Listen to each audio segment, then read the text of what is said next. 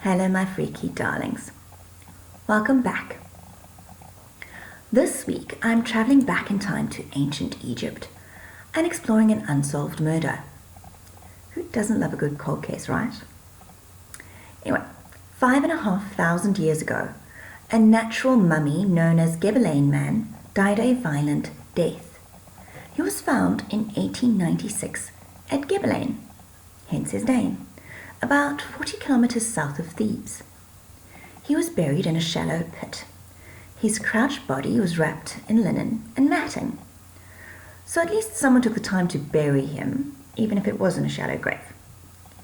He's what scientists call a natural mummy.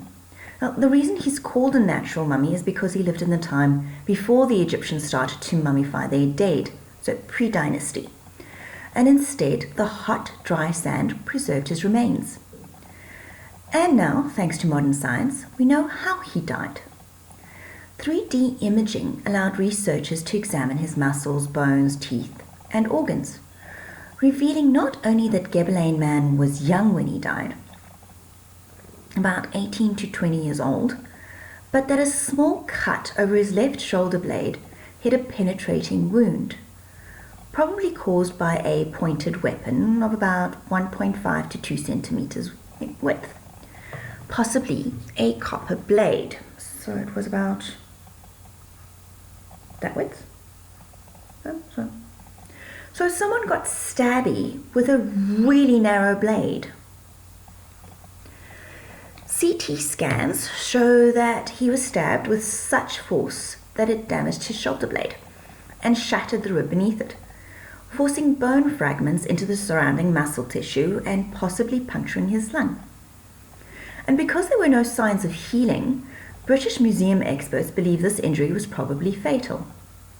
Though, the lack of other defensive wounds suggests that Gibelline Man didn't even see it coming. So the poor bugger was stabbed in the back.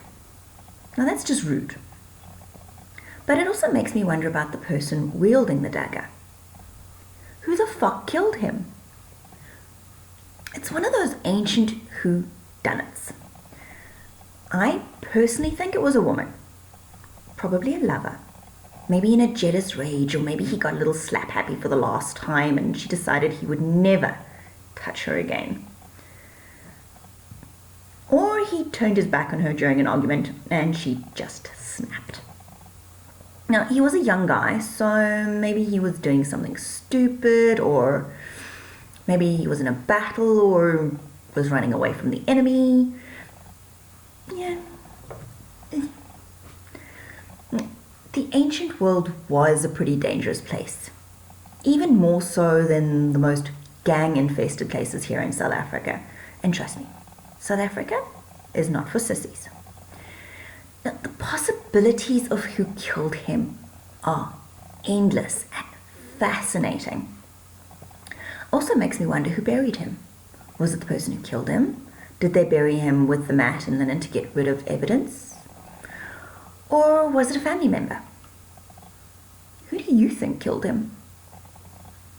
If you're interested in watching the virtual autopsy, I've put the link in the description for you. So it's down there. So you can just click on it and it'll take you to the British Museum's blog. So that's it for this week. If you've enjoyed this video, please hit the like button. And if you're interested in things that go bump in the night and other weird shit, please hit the subscribe button.